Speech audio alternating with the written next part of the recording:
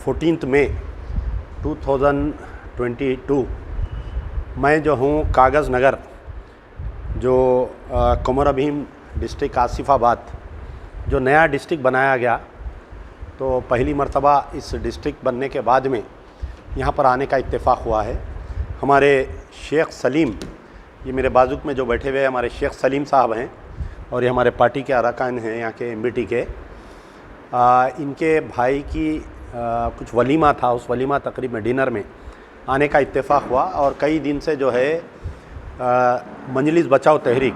सबसे पहले मैं अपने आप को इंट्रोड्यूस करूँगा। मैं अमजदुल्ला खान, स्पोक्समैन एमबीटी, और मैं लेट मोहम्मद अमानुल्लाह खान एमएलए जो थे, मैं उनका लड़का हूँ और फिलवक्त एमबीटी का स्पोक्समैन हूँ। आई वॉज 2 टाइम्स कारपोरेटर, पहली मरतबा एमसीएच कारपोरेटर थे हम 2002 से 2009 तक। फिर उसके बाद में 2010 से लेके 2014-15 तक जीएचएमसी कारपोरेटर था मैं। और पूरे तेलंगाना स्टेट में हमारी पार्टी इलेक्शंस लड़ती है। तो उस सूरत में जो है ये जब से नया डिस्ट्रिक्ट बना, ये कोमरभीम आसिफाबाद जो डिस्ट्रिक्ट बना, यहाँ पर भी हम पार्टी को एक्सटेंड करने की कोशिश कर रहे हैं। मुद्दा ये है कि हालांकि हैदराबाद से हम 300 किलोमीटर दूर है आप लोगों से, लेकिन आप किसी भी मुकाम पर जाइए, आप चाहे निज़ामाबाद जाइए जो 400-500 किलोमीटर है, तो ये एरिया के तमाम रोड्स डेवलप है। लेकिन हैदराबाद से कागज़ नगर आने के लिए 6.5 घंटे क्यों लगते हैं?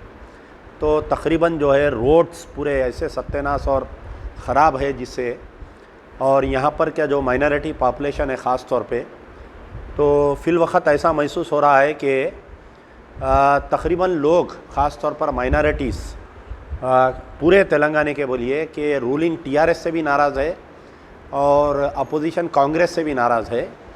जब भी कोई माइनॉरिटीज़ का इशू रहता, वोट लेने के लिए हर पार्टी हमारे पास आती है, लेकिन बाद में जो मसाइल आते हैं तो उस मसाइल पर बहुत चुप्पी हो जाती है हर पॉलिटिकल पार्टीज़ की, चाहे वो कांग्रेस रूलिंग में रहो या टीआरएस रूलिंग में रहो।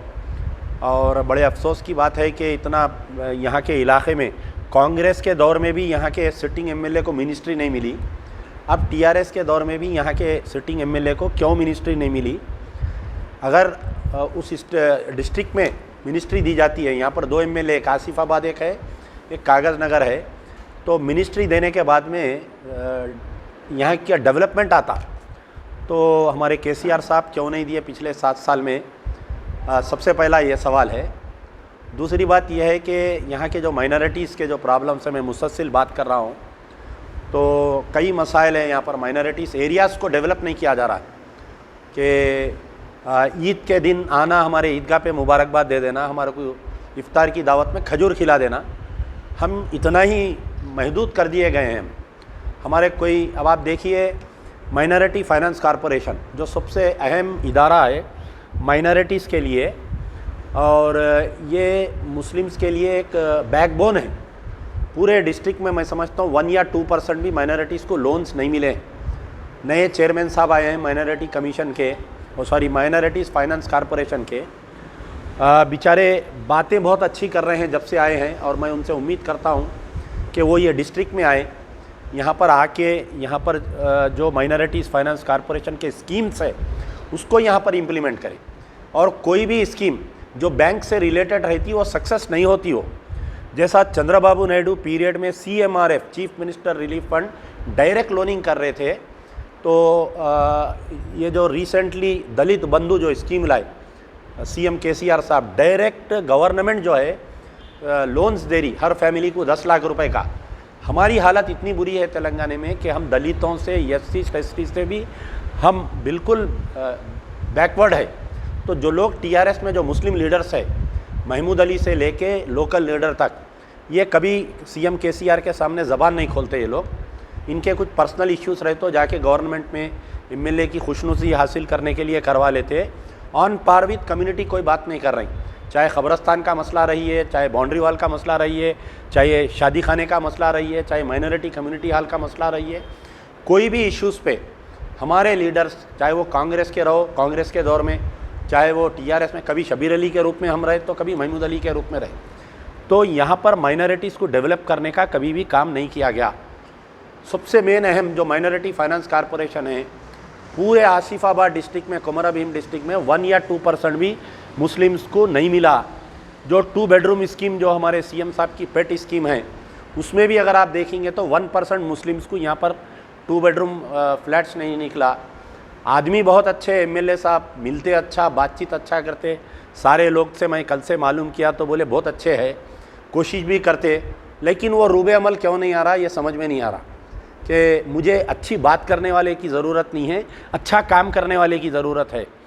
और सबसे एक फ़ख्र की बात है कि यहाँ के एक डिस्ट्रिक्ट का कुछ दिन पहले एक आर्मी जवान शाकिर हुसैन जो लेह में लद्दाख में एक्सीडेंट में उन्होंने मर गए थे, तो हम भी बहुत कोशिश करें एमबीटी की तरफ से वो बॉडी यहाँ पर लाने की, लेकिन वो बॉडी यहाँ पर नहीं आई। अगर वो बॉडी आती, यहाँ पर दफन होती, तो हम कागज़ नगर वालों के लिए, आसिफाबाद डिस्ट्रिक्ट वालों के लिए एक फ़ख्र का एक निशान रहता है यहाँ पर कि हमारा एक जवान जो है जाके सरहद पे लड़के, हमारा एक मुस्लिम जवान, हमारा एक माइनॉरिटी जवान। तो अब आप यहाँ पर अगर देखेंगे तो हमारे जो एमएलए साहब है, हमारे कोनप्पा साहब कई बार नुमाइंदगी कर रहे हैं, मैं भी पेपर में देख रहा हूँ, सोशल मीडिया में देख रहा हूँ, लेकिन आज की तारीख तक स्टेट गवर्नमेंट की तरफ से शाकिर हुसैन की फैमिली को 1 रुपया भी एक्स ग्रेशिया क्यों नहीं मिला। 2016 से 2020 से आज 2022 आ गई, 2 साल हो गया। मुझे और 5 लाख रुपए बढ़ के दीजिए। कोई आर्मी का मेजर अगर मरता है जिसका if he is not a Muslim, तो सीएम साहब उसके घर को जाके उसको 5 करोड़ रुपए एक्स ग्रेशिया देते हैं, उसको 5 एकड़ ज़मीन देते हैं, उसको एक घर देते, उसकी बीवी को आरडीओ बनाते। निज़ामाबाद में एक केस हुआ तो कविता मैडम उसके घर पे जाते, उसको एक्स ग्रेशिया गवर्नमेंट से मिल जाता। अगर शाकिर हुसैन कहीं मरता है तो उसको क्यों नहीं मिलता है।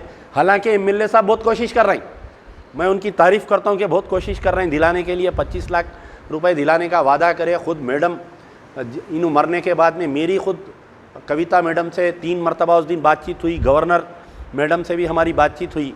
तो ये मुद्दे है, हम जो है we are trying to create a space here Majlis Bachao Tehreek, क्योंकि मुस्लिम्स जो है अब किधर जाना, मजलिस में गए तो मजलिस वाले लेके जाके फिर टीआरएस के गोद में डाल दे रहे। अगर कांग्रेस में जाना तो कांग्रेस में यहाँ पर कोई लीडरशिप है नहीं कांग्रेस में। तो we are trying to create a new young dynamic पढ़े लिखे लोगों की मैं उनको दावत दे रहा हूँ। कागज़ नगर को मुझे बार बार बुलाइए, मैं बार बार आने के लिए तैयार हूँ। आने वाले इलेक्शन में, आने वाले म्यूनसिपल इलेक्शन में यहाँ पर हम एमबीटी का झंडा गाड़ना चाह रहे हैं, यहाँ पर एमबीटी का झंडा लहराना चाह रहे हैं। और ऐसी क़यादत दीजिए मुझे यहाँ पर कि वो नॉन करप्ट रहना, लैंड ग्रैबर नहीं रहना, सूदखार नहीं रहना, उन्हें किसी को डुबाए वैसा नहीं रहना, कम्युनिटी के लिए काम करना, दलितों के लिए काम करना, माइनॉरिटीज़ के लिए काम करना, एससीज़ एसटीज़ के लिए काम करने वाले ऐसे लोगों को मैं दावत देने के लिए आया हूँ। ऐसा तो हमारे शेख सलीम साहब यहाँ पर काम कर रहे हैं, लेकिन और अच्छी डायनेमिक लीडरशिप हम डेवलप करना चाह रहे हैं। तो आप सवाल करिए। वक्फ का देखिए साहब ऐसा है, वक्फ बोर्ड जो है, तेलंगाना वक्फ बोर्ड की मैं पहले बात करूँगा, बेवा का दफ्तर है वो। यानी जैसा एक वीडियो के साथ हम कम्युनिटी में ट्रीट करते, तो हमारा वक्फ बोर्ड जो है, कोई भी गवर्नमेंट रहने दीजिए, टीडीपी गवर्नमेंट में यूसुफ अली साहब के दौर रह दीजिए, कांग्रेस गवर्नमेंट में शबीर अली साहब का दौर रहने दीजिए, या टीआरएस में चीफ मिनिस्टर केसीआर साहब बहुत वादे किए, बड़े बड़े बातें किए, बोले 12% रिजर्वेशन देता हूँ, बोले आज की तारीख तक वो 12% रिजर्वेशन नहीं मिला मुसलमानों को। वक्फ बोर्ड को कमिश्नरेट देता हूँ, बोले जब तक वक्फ बोर्ड को कमिश्नरेट नहीं मिलेगा, ये वक्फ की प्रॉपर्टीज़ को हम बचाने में नाकामयाब रहेंगे। हम नहीं बचा सकते, हमारे कने पावर्स नहीं है। हमारी ज़मीन कोई कब्ज़ा कर लिया तो हम जाके लोकल कलेक्टर को बोलना, तहसीलदार को बोलना कि तुम कब्ज़ा लेके वापस दियो, पुलिस कोऑपरेट नहीं करती। तो 4 साल से, पिछले 5 साल से हमारे सलीम साहब चेयरमैन थे, अब हमारे मसीउल्लाह साहब चेयरमैन हैं, लेकिन वक्फ बोर्ड का जो दफ्तर को लॉक डाले, रिकॉर्ड रूम पिछले 5 साल से लॉक है। कोई टीआरएस के मुस्लिम, चाहे महमूद अली रहने दीजिए, मसीउल्लाह रहने दीजिए, माइनॉरिटी कमीशन चेयरमैन रहने दीजिए, आमिर शकील रहने दीजिए, सर में जितने बाल हैं उतने माइनॉरिटीज़ के लीडर हैं हमारे कने, किसी में हिम्मत नहीं है जाके सीएम साहब को बोलने की कि साहब ये जो दफ्तर को आप लाग डाल दिए उसकी तरफ से हम इम्पॉर्टेंट केसेस हार जा रहे हैं, हमको देने की ज़रूरत नहीं है। हमारे जो वक्फ बोर्ड के जो प्रॉपर्टीज़ है, दरगाह हज़रत हुसैन शाह वली 52,000 करोड़ की प्रॉपर्टी वक्फ बोर्ड की, हम केस हार गए। हम एक इफ्तार दावत लेके हम खुश है, हम सीएम के हाथ से खजूर खा के खुश है, हम टीआरएस के एमएलए के साथ फ़ोटो लेके हम खुश है। हमारी 52,000 करोड़ की वक्फ प्रॉपर्टीज़ हम केस हार गए। और केस किसके साथ चला? Government of Telangana versus Waqf board. CM साहब की अगर नीयत सही रहती, सीएम साहब जब तेलंगाना एजिटेशन चल रहा था, ये जाके लगड़ा पार्टी राजगोपाल के बिल्डिंग पे पूरे टीआरएस के झंडे लगा के 3 दिन तक धरना करके बोले तेलंगाना अलग हुईगा, हमारी गवर्नमेंट बनेगी तो ये प्रॉपर्टी मैं सीज करके वापस दूंगा। बोले वो वादा गालिब की महबूबा का वादा हो गया। वो आज की तारीख वो वापस आना छोड़ दीजिए, हम उसका केस हार गए। हमको वक्फ बोर्ड का कमिश्नरेट नहीं मिला अभी तक, हमारा रिकॉर्ड रूम बंद है। हम एक चेयरमैन को ले लेके खुश हो जा रहे हैं कि एक अच्छे काबिल होनार मसीहुल्लाह को चेयरमैन दिए बोल के हम रोज़ बाजे बजा रहे हैं हम। लेकिन हमारे बैक रूम में क्या हो रहा, हम बड़े बड़े केस हारते जा रहे हैं। हम आने वाला घोटाला बेगमपेट की ईदगाह का किस्सा चल रहा, 5 मसाजिद को शहीद कर दिए, सेक्रेटेरिएट में 2 मसाजिद को शहीद कर दिए। आपके कोमरा भीम डिस्ट्रिक्ट की शायद एक मस्जिद जो खम्मम में फॉरेस्ट एरिया में एक मस्जिद को शहीद कर दिए। ये बोले कि फॉरेस्ट एरिया में मस्जिद कैसा रहती बोल के, जबकि वो 25 साल से वहाँ पर नमाज़ पढ़ रही, उसको शहीद कर दिए। आपके अंबरपेट में एक मस्जिद को शहीद कर दिए। और एक आपके एयरपोर्ट पे जो कांग्रेस के दौर में जो मस्जिद को शहीद कर दिया गया था, ये महमूद अली साहब आके वहाँ पर नमाज़ पढ़ के हमसे वादा करे थे। मैं ख़ुद उस दिन वहाँ पर था उनके साथ में, जब भी वो आते थे हमारे को साथ लेके जाते थे। तो उनका वादा ये था कि जैसा ही तेलंगाना बनेगा, टीआरएस गवर्नमेंट बनेगी, मैं वो मस्जिद को एयरपोर्ट पे जो मस्जिद उमर फारूक को रनवे में शहीद कर दिए थे। आज 7 साल से 8 साल से हमारे लोग धूप में नमाज़ पढ़ रहे हैं। आप जाके देखिए सोशल मीडिया पे फ़ोटोस आते, खाली रमज़ान में ट्रेंड डालते, उससे हट के नहीं। क्यों नहीं बन रही भाई मस्जिद? इतना बड़ा एयरपोर्ट है, 700 एकड़ में है, हमारे को 1000 गज ज़मीन दे दिए तो क्या जा रहा बताइए। और पूरी वो वक्फ प्रॉपर्टी है, जितनी एयरपोर्ट बनाए सो पूरा हमारी ज़मीन खींच के हमारे को एक मस्जिद को नहीं दे रहे हैं। तो अब हम क्या इंसाफ की उम्मीद करना, हम क्या बोलना सेकुलर है बोल के, हम क्या बोल सकते बताइए आप।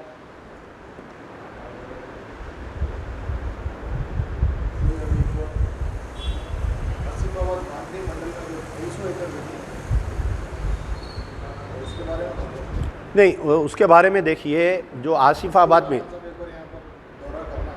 नहीं आसिफाबाद में जो कौन सा विलेज बोले आपको, वांकड़े विलेज का है। मैं कल ही जो है अभी गाड़ी में बैठते ही मैं हमारे मसीहुल्लाह साहब से बात करके यहाँ के लोकल जो ये वक्फ के इश्यूज़ है उन तक लाने की कोशिश करेंगे। नए चेयरमैन हैं, बहुत सारे उम्मीदें हैं कि अगर ख़राब आदमी की भी आप 4 बार तारीफ़ करें, अच्छा है बोलते हो ना, अच्छा काम करता, तो हम तो शुरू से उनकी तारीफ़ ही कर रहे हैं कि अच्छा काम करेंगे बोल के। चेयरमैन बने जब से बेचारे 2 मस्जिदों को आबाद करे, हज हाउस के बाजू की बिल्डिंग को भी। तो ये वांकरे जो आसिफाबाद में 250 एकड़ जो वक्फ प्रॉपर्टी है उसको आइडेंटिफाई करके उसको कैसा यूज़ करना, उसको कैसा तहफ़्फ़ुज़ करना, ये करने की भी मैं इमीडिएट उनसे बात करूँगा। और हो सके तो उनको यहाँ पर एक बार हम भेजेंगे, या तो हम लेके आएंगे या उनको भेजेंगे, आपसे आपका भी नंबर देंगे, आप लोग भी उनको अपडेट दीजिए, इंशाल्लाह उसके बारे में हम बराबर करेंगे। नहीं, हम बोल रहे हैं ना कि देखिए,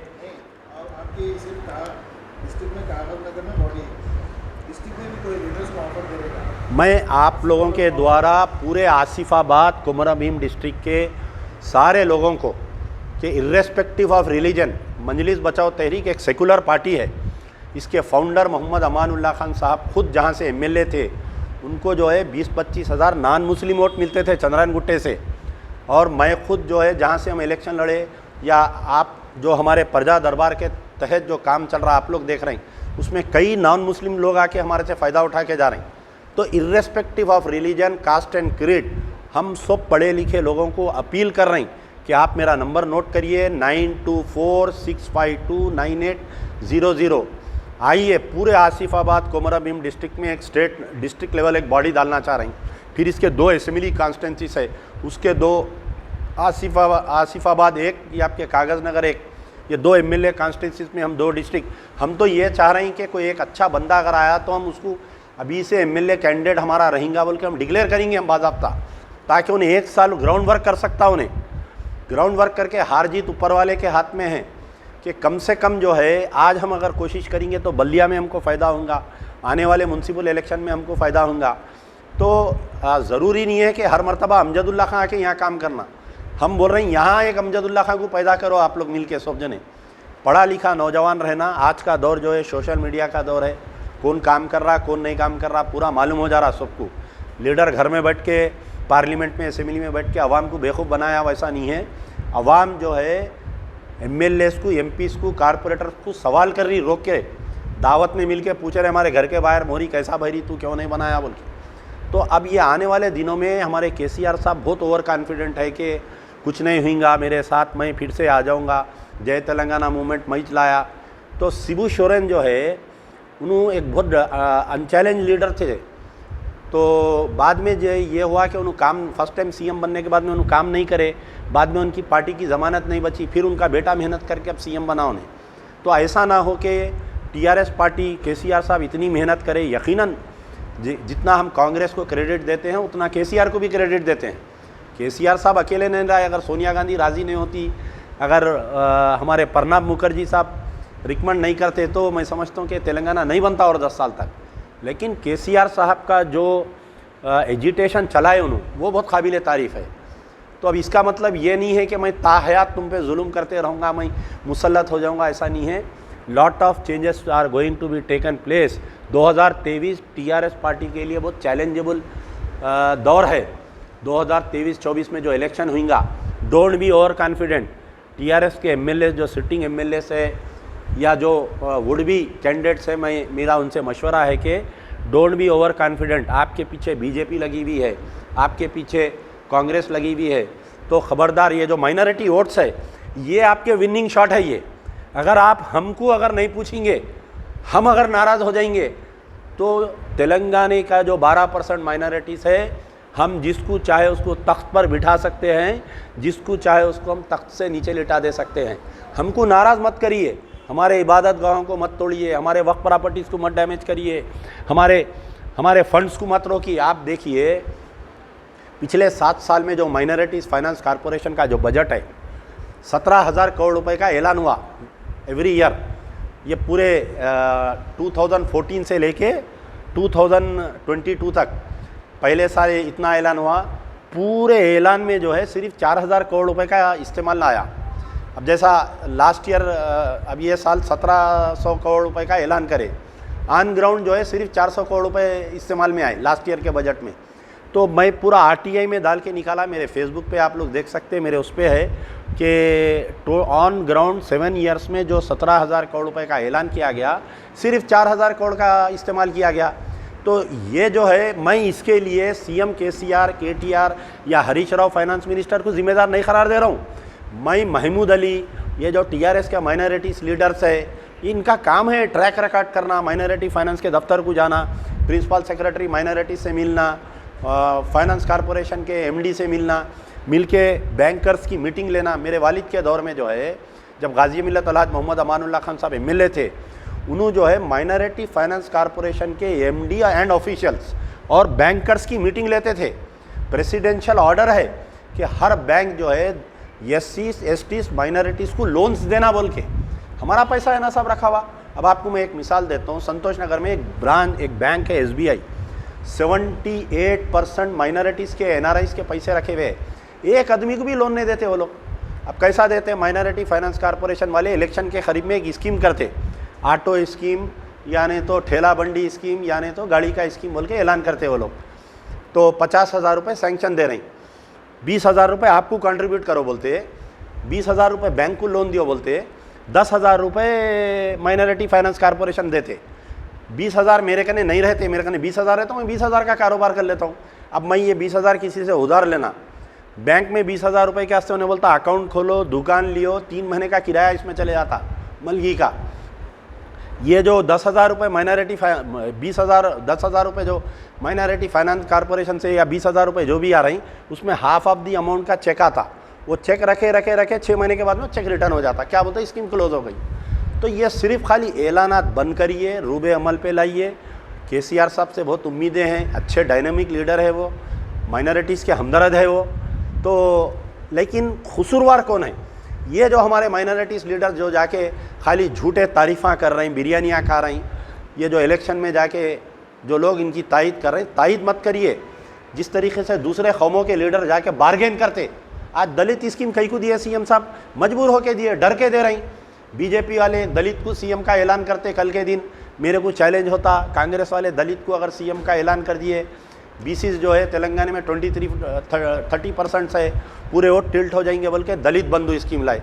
तो ये असदुद्दीन अकबरुद्दीन क्या कर रही, क्यों नहीं जाके सीएम से लड़ाई? साहब हम भी वोट दिए ना आपको, हम भी तेलंगाना का पार्ट एंड पार्सल है, हम भी तेलंगाना एजुटेशन में हिस्सा लेके हम भी लाए तेलंगाना में, हम भी दावत में दस्तरखान के मेंबर है, हम भी लाओ ना साहब बोल के, क्यों नहीं ला रहे हैं साहब? मैं ये मुस्लिम एमएलए से मैं सवाल कर रहा हूँ, आमिर शकील से सवाल कर रहा हूँ, असदुद्दीन से सवाल कर रहा हूँ, अकबरुद्दीन से सवाल कर रहा हूँ, महमूद अली से सवाल कर रहा हूँ। लड़ो जाके पूरे जने। अगर एक 10 दिन ये लोग गए ना रोज़ सीएम कने, 11वें दिन माइनॉरिटी बंधु स्कीम आ जाती, हर माइनॉरिटी फैमिली को 10 लाख रुपए का ऐलान होता। ये लोग खुद नहीं चाह रही। अगर इनकी कम्युनिटी डेवलप होंगी, हमारी सीट को कहाँ खतरा हो जाएगा, महमूद अली की जगह कोई पढ़ा लिखा आदमी आ जाएगा, दूसरों की जगह कोई नौजवान मुसलमान आ जाएगा बोल के ये लोग क्या कर रहे हैं, मुस्लिम्स को डेवलप नहीं करना चाह रहे हैं ये लोग।